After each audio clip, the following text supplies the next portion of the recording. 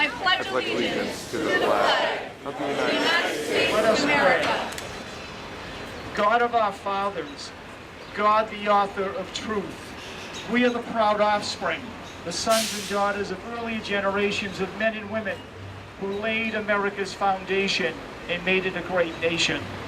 Blessed by their sacrifice and inspired by their faith, we stand before you today in humble recognition of our shortcomings.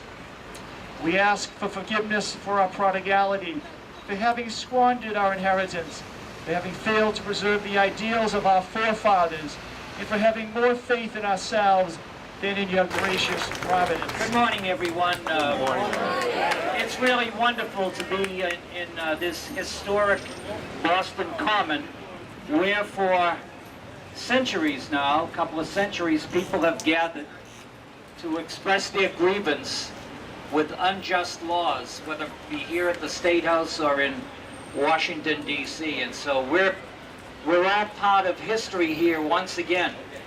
You know, I've been in politics now a little bit more than 50 years, and I can't imagine that in the year 2012 would be once again gathered here fighting for our religious freedom.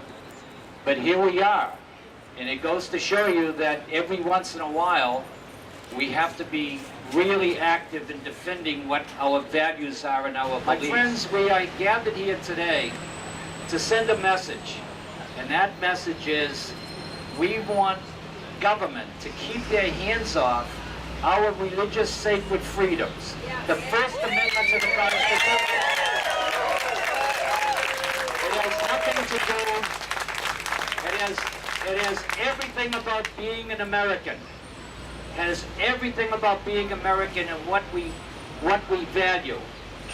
Well, today is a historic day in our nation's history. Yesterday, the victory in the end of the World War II, the Normandy invasion, the people who have protested, right here, that memorial for those young people. You can look, this is where the abolitionists and the effort against slavery was waged right here on these steps in the demonstrations. Young people, you are part of history. This is where people came. Our grandparents, our great-grandparents came to defend their religious liberties. We now pass that torch to you. My friends, be encouraged, because what you're doing here today is not only the right thing, but you're also very much a part of history, and I'm proud to join you here today when I say, stand up for religious freedom. God bless you all. Ladies and gentlemen, my grandfather of blessed memory, Israel Whitman, came to America over 100 years ago to escape anti-Semitism and religious persecution. He found streets lined not with gold, but with something far more valuable: human rights. We are here today to confront discrimination and persecution of a different kind. Ladies and gentlemen, religious liberty is our most precious possession.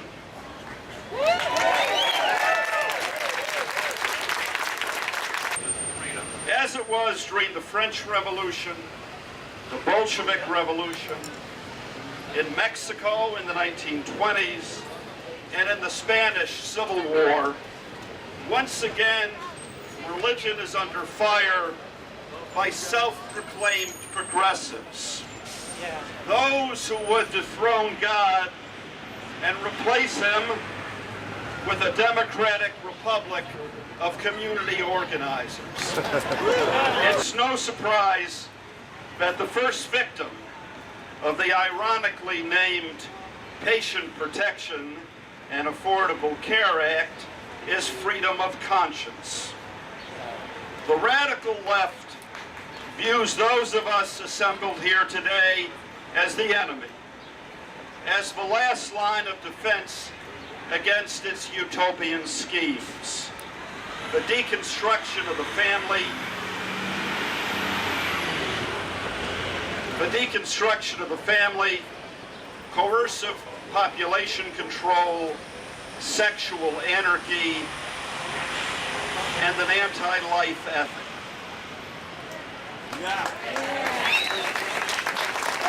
And you know what? They are absolutely right. In the 1920s, Marxist theoretician Antonio Gramsci, who coined the phrase the long march through the culture, concluded that worldwide revolution would never succeed unless religion and the family were first eliminated.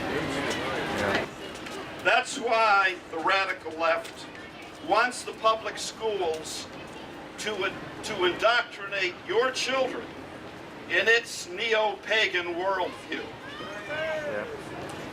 That's why it opposes parental consent and notification laws. That's why it insists that abortion and contraception be publicly funded. That's why it seeks to judicially nullify marriage amendments adopted in 31 states by more than 50 million voters. My friends, in this fight, we all must stand together. This isn't an attack on the Catholic Church or on Christianity. It's an assault on the foundation of American exceptionalism. And those of us here today aren't just Catholics, Protestants, Jews, evangelicals, Mormons. We are patriots. On June 8th, 223 years ago in 1789, James Madison introduced the Bill of Rights into the first Congress. A friend of Madison's, who happened to be a Baptist preacher, said he didn't like this new government because it didn't have in the Constitution what's dearest of all, religious liberty. So James Madison penned some words for what became our First Amendment. What he said and proposed was that the civil rights of none shall be abridged on account of religious belief or worship, nor shall any religion be established, nor shall the full and equal rights of conscience be in any manner or on any pretext. You know what happened? The requisite 2/3 majority were gotten in the two houses, and the proposed amendments went to the states, and they were accepted. Actually, there were 12 amendments that went to the states. 2 were thrown out, and the third became the first, and that's the one that we revere now. And we have the wording that changed from Madison's. Congress shall make no law respecting an establishment of religion or prohibiting the free exercise thereof. Well, today we meet here and we gather and we prevail upon our government to actually bring its regulations in line with this amendment passed introduced 223 years ago.